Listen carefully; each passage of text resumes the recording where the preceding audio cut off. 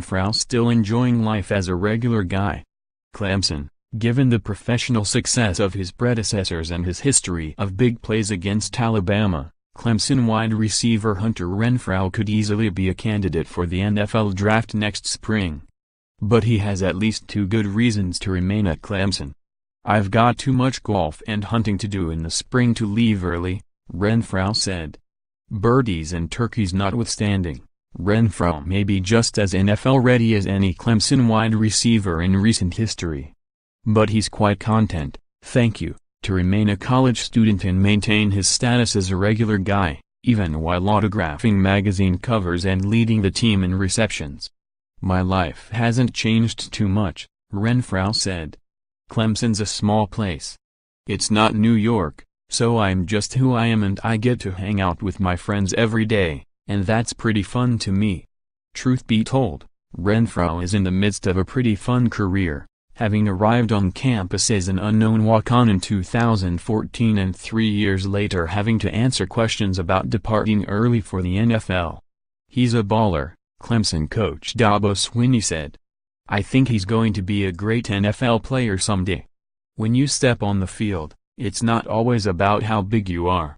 At 5'10", 180 pounds, Renfrow is in most instances the smallest player on the field, and most certainly will be when the number 1 ranked Tigers face number 4 Alabama in the Sugar Bowl on January 1 in New Orleans. Despite his smallish stature, Renfrow may be the single Clemson player that the Crimson Tide dread seeing in a big game setting. In the last 2 national championship games against Alabama, Renfrow has 17 receptions for 180 yards and 4 touchdowns, including the game winner in the Tigers' 35-31 triumph last January. "He gets the job done whenever he plays us," Alabama cornerback Anthony Everett said. "We definitely respect him."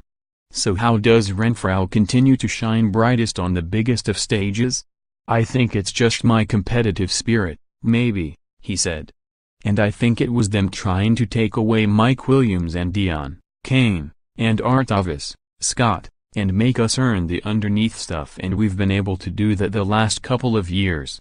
This year, expect Alabama to pay particular attention to the small guy running the underneath routes. But that could play directly into Clemson's hands. If they take me away, we hand the ball off to Travis Etienne, or Tavian Feaster," Renfrow said. "And then we can throw it up to Deion or Ray McLeod. Just spread the ball around." Things certainly have changed for Renfrow, who recalls lying in bed the night before the 2015 championship game scared out of his mind. "I was super nervous," he said. "I remember just thinking, all right, I'm never coming back here. This is pretty cool, a dream come true." The dream got better the following night when Renfrow caught 7 passes for 88 yards and 2 touchdowns and shared co-player of the game honors with quarterback Deshaun Watson. "The first touchdown I scored, it was kind of up the sideline and the defensive back kind of fell asleep a little bit and I got by him," Renfrow said. "When I scored the second touchdown I got comfortable and felt I was part of the game." Renfrow has been a major part of the game since. He led the third showdown against the Crimson Tide in as many years as the Tigers' leading receiver with 55 catches and a well-earned reputation as Mr. Clutch. 19 of Renfrow's receptions have come on third down, with 16 of them resulting in a first down, the 6th highest total in the nation. Now he's primed for the third installment of what he calls the Clemson vs. Alabama trilogy. "I definitely will be excited, but I'm not going to be overwhelmed," Renfrow said. "But I will be nervous. I think it's good to be a little nervous. It's one thing to think you can do it, it's another thing to know you can do it. We were like a kid in a candy store when we first got here 2 years ago, but we're expecting to be here now. And come spring, he'll be back where he's most comfortable, on the golf course or in the hunting woods, and dreaming of punching yet another national championship game ticket."